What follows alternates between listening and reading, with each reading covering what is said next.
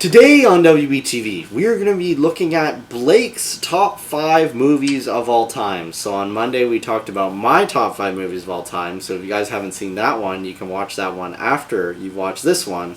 Without further ado, let's get into Blake's top 5 movies of all time and a few honorable mentions.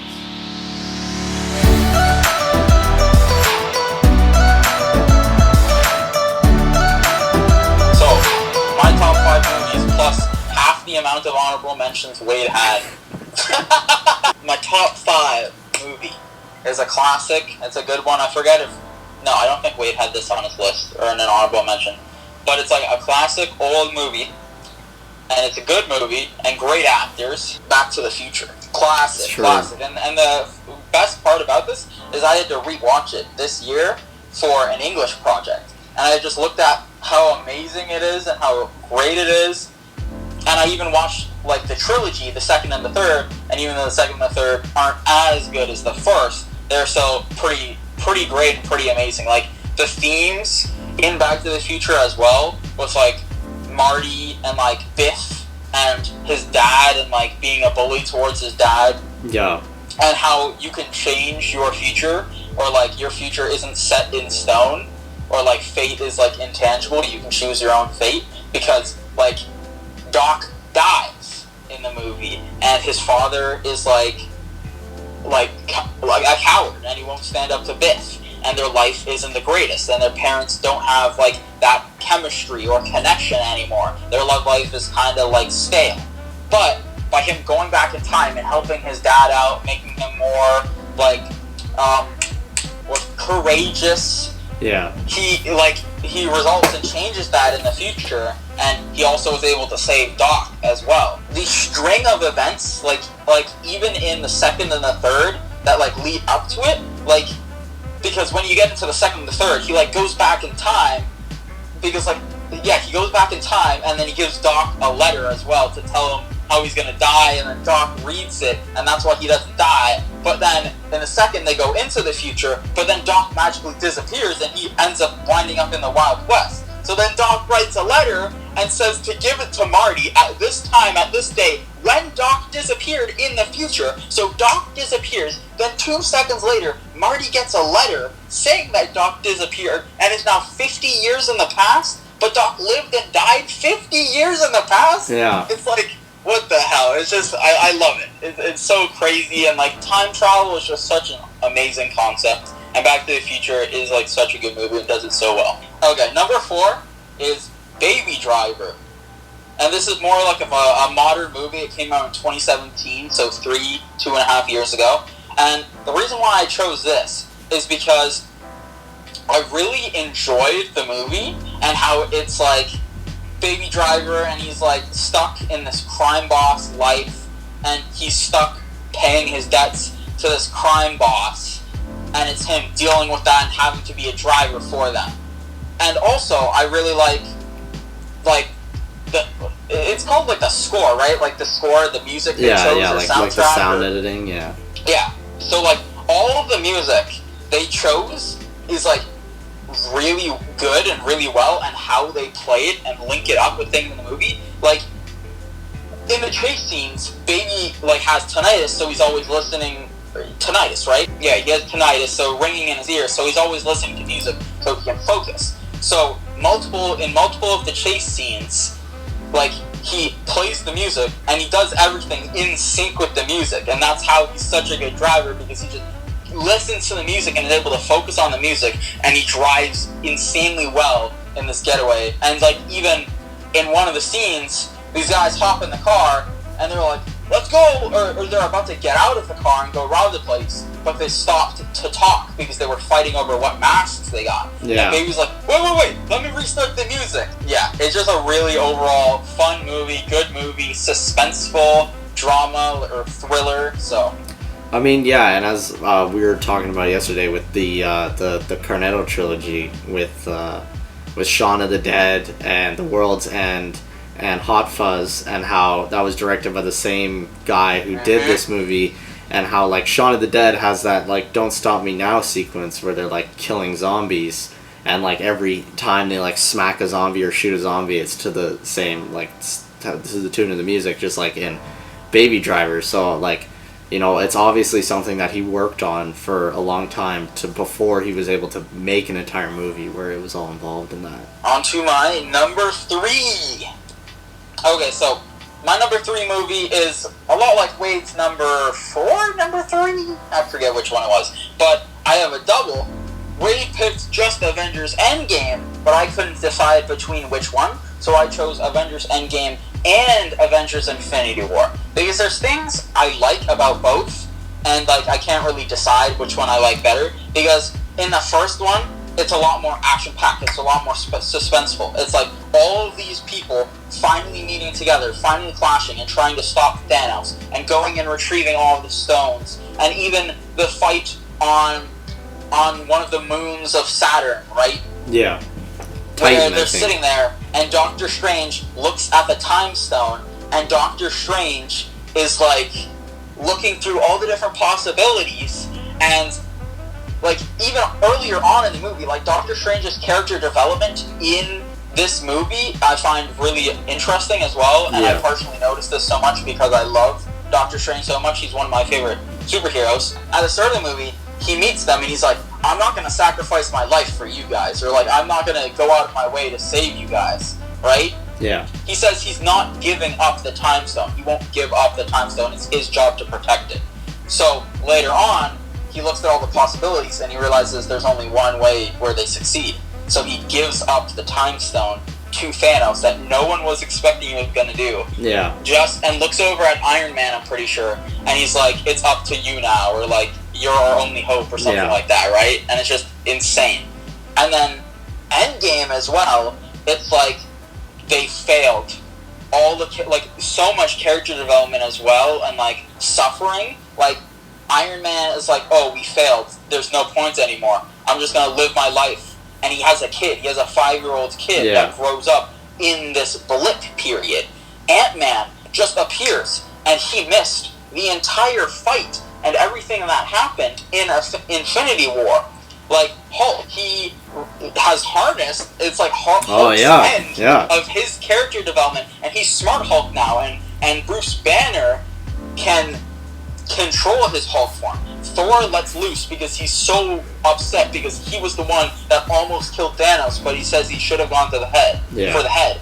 And Thor's like, you see at the very start of the movie as well that they go and they kill Thanos, but then Thor's like, but that didn't bring anyone back. He already destroyed the Infinity Gauntlet. Yeah. So Thor becomes drunk and goes to basically like some seaport town like New Asgard, and he like doesn't care anymore, and he's let loose. I think just all the character development and stuff like that, and all these characters that went through so much hardship are now trying to deal with that, and then Iron Man finally stepping up and being like, okay, I'll build the time device. And then later on, Iron Man learning from their mistakes. Like, he is Iron Man, he's always adapted, made new suits, made a new mark for the situation, for the problem. So he adapted and built in Infinity Gauntlet, and he's like, snaps, sacrifices himself because he himself wasn't strong enough to control it. That's why Hulk did the first snap to bring everyone back. However, to kill Thanos and make all of his minions, all of his army disappear, he had to sacrifice his own life. And also, the ending of a story to Captain America, him leaving, Black Widow sacrificing her life as well. Yeah. I think it's all just crazy. There's so much character development. I didn't talk about Hawkeye either because he becomes Ronin and a ruthless killer because his whole family's gone. Like, there's just the whole movie. It's so good. All of these characters go through so much change and so much development, and it's 22 movies, as Wade said, 10 years of the entire Marvel Cinematic Universe in this 2-parter. So that's why I couldn't pick just one. Well, I mean, also in Endgame, which I realized I didn't touch in mine, like when they go back to the original Avengers movies, like they go back to old Marvel movies, like they call back to other movies that were part of the series as well, which is very cool. Yeah, they go back to Guardians of the Galaxy, where like Star-Lord doing his dance sequence at the start. They go back to, I think, the first Avengers, right? Where they've captured Loki and they're stealing the Tesseract, but then Loki gets away. And that sets up for the Loki TV show, right? Like, there's a lot of different small details and nuances that, like, make it even better. Yeah. Amazing movie overall. Like, if someone tells me it's overrated, or No. too overhyped. No, it deserves this for what it accomplished, for how well it did, for the build-up, all that work, right? Yeah. So it really should be higher up on my list, but I mean, it's never been done before, folks. Never been done before. yeah. Okay, so on to number 2. I feel like that was half the video so far. I mean, it deserves it. So number 2 is This Is the End, moving into more of a comedy, less serious, intense movies. And this is the end. Like, I love parody movies. Parody movies are always amazing, super funny, great. As Wade had Spaceballs on his list, This Is the End takes like the whole apocalypse scenario or end of the world and kind of like just makes it into like 5 or 6 guys just like living in the apocalypse, because basically the apocalypse happens, the rapture happens, and everyone who's not a sinner and good floats up to heaven. Everyone else stays on earth, and hell opens up and hell comes up to earth. So these guys are like, oh shit, we're all sinners, and like at the start of the movie they're at this party and just everyone died and they're like, oh shit, it's the apocalypse, guys. And the best part is they're all playing their real life selves. Like, they're all celebrities, and they're playing celebrities. Like Seth Rogen, James Franco, Craig Robinson. You have Emma Watson that shows up for a bit as well. Jonah Hill. I forget the other 2 main people in the group, but yeah, it's just all their clashing and like funny stuff and parody is great. Like Jonah Hill gets possessed by a demon, and you have a parody of The Exorcist because they're actors and they all reference like movies. You got Jay, who's up on the bed, and he's like, the power of Christ compels you. The power of Christ compels you. Yeah. And Jonah Hill as the demon is just sitting on the bed.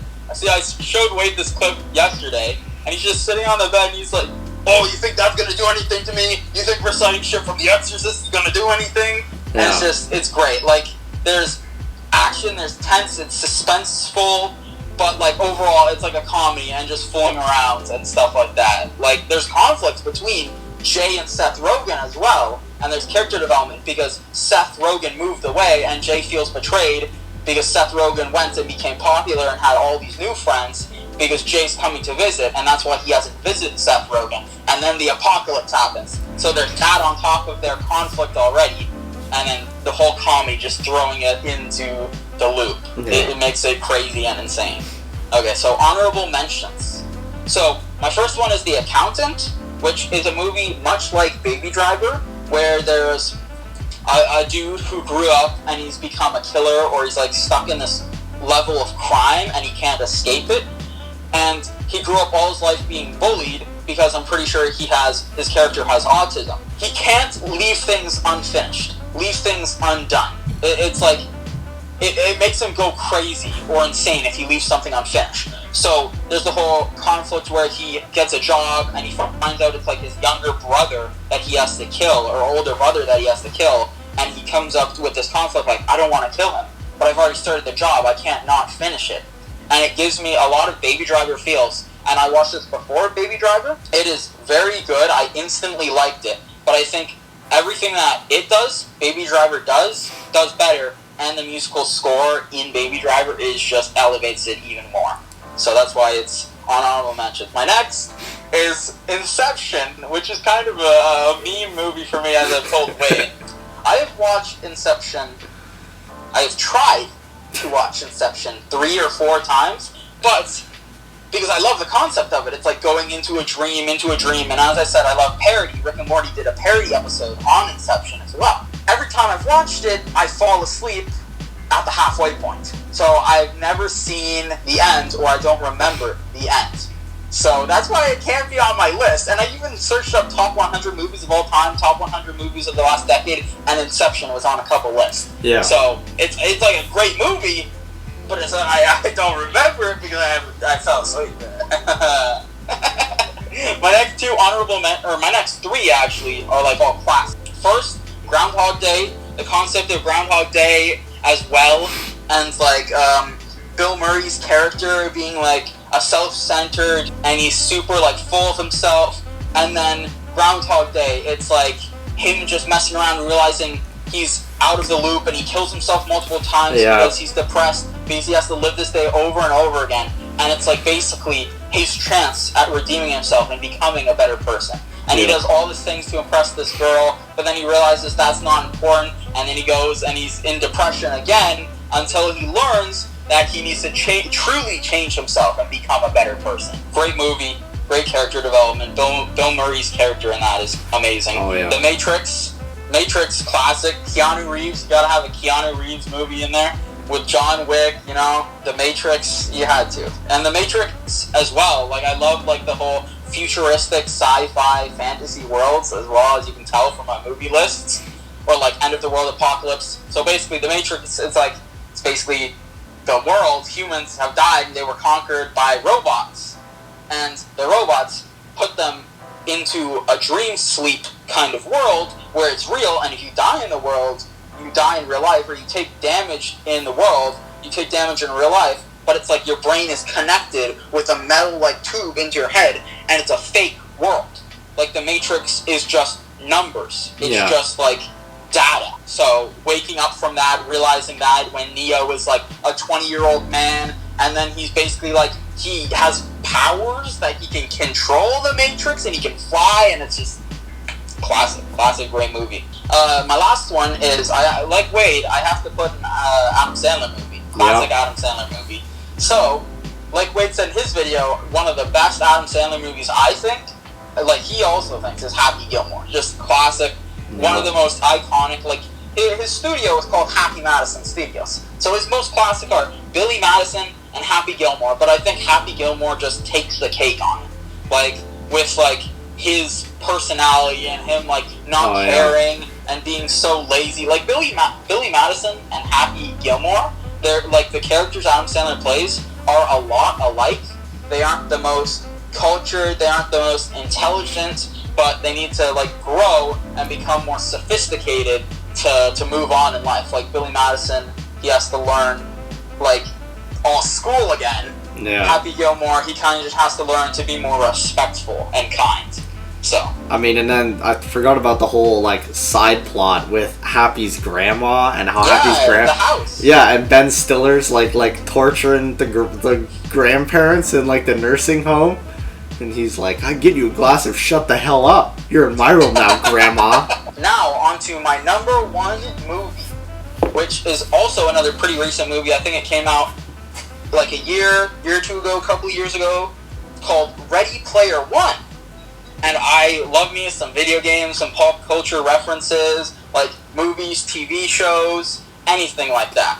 And Ready Player One is just a culmination of all of that, and it's amazing. It's taking concepts from two major things I've watched that both took the concept and did fairly poorly with it, which is a little bit disappointing, but that's why Ready Player One has to be my number one favorite. First, you have Pixels, and Pixels, it's Adam Sandler movie. We go from a good Adam Sandler movie to talking about a bad one. Pixels, it's like, oh, these video game characters coming to life, but overall, the movie was kind of crappy and not the greatest. Kevin James was the president of the United States in that movie. Like, that's some good stuff right there. Paul Blart. No, but then you got that, and Ready Player One is all these video game references, and the entire thing is a video game. And SAO, there's this tech called, like, the Nerve Gear. It's this show where there's this tech called the Nerve Gear, and you plug it in, and you go into this video game. And the video game feels like it's real. You feel like you're eating food in it.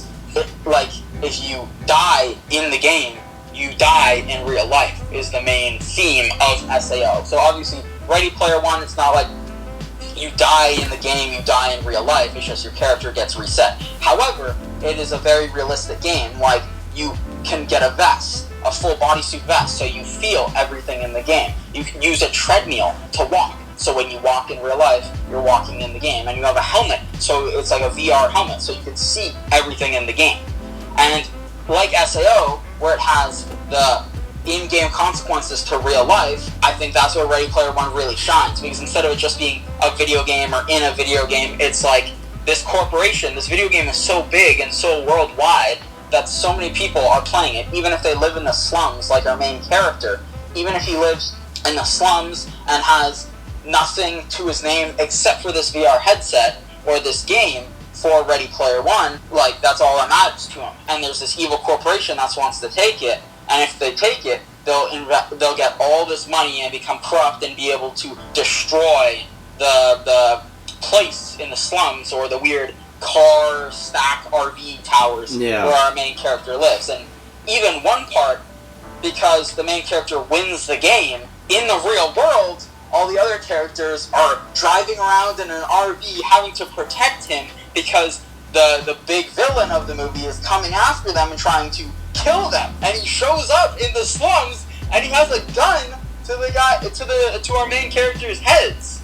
So it's just there's so many different concepts from so many different shows and movies and plot themes I've watched and seen that were just done poorly, but this just, it takes it and it does it so well. And just, even on the pop culture references on its own, like, that can carry the movie, because all the pop culture references and everyone just enjoying that. But aside from that, it doesn't just rely on those pop culture references like Pixels. It actually has a decent plot, decent character development, and a more antagonizing villain than Pixels. Yeah, Pixels, yeah. You know what, that made me think of Spy Kids 2. You know Spy Kids 2, where they go into the video game?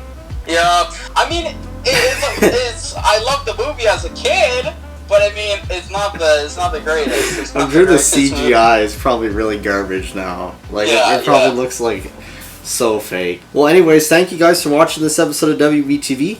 As always, the list will be in the description below if you're looking for the specific titles. Leave a comment down below what you think of Blake's list, or if you have your own list of top 5 movies. Go right ahead. Comment down below if my list is better than Wade's list, or do you like Wade's list better than mine? That's true. Do that there, though, folks. And thank you guys for watching this episode of WBTV. Like, comment, subscribe. Share it with your family. Share it with your friends. Share it with the guy at Freshco. Share it with Logan. Nope. Don't because don't be friends with Logan. That's not good there, folks. And we'll see you guys in the next video. Next week, Monday. I know I said this last week, but that was a mistake. But this week, next week, Monday, there will be a big announcement involving Q's to Saving the World. So there will be a big announcement on the channel about what's happening to Q's to Saving the World. So without further ado, we'll see you guys then on that big announcement. Thank you guys for watching. See you in the next video. Thank you guys for watching WBTV. If you want to see more videos like this one, click the video on the right. If you want to see skits, click the video on the left. And make sure to click that subscribe button so you don't miss a single video.